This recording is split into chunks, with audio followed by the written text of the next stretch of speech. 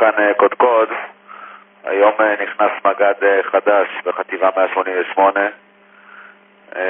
רב סרן רועי, מג"ד 53, הוא מפקד הגדוד, שיהיה בהצלחה, מאמינים בו, תותח בין תותחים.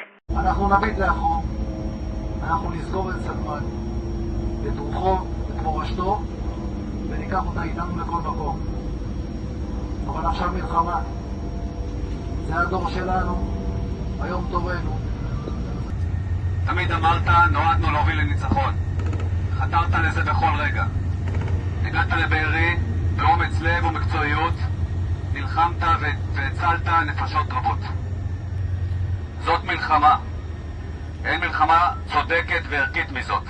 אני אומר פה לעם ישראל, ובמיוחד למשפחת חבקה, סלמן הוא גיבור ישראל.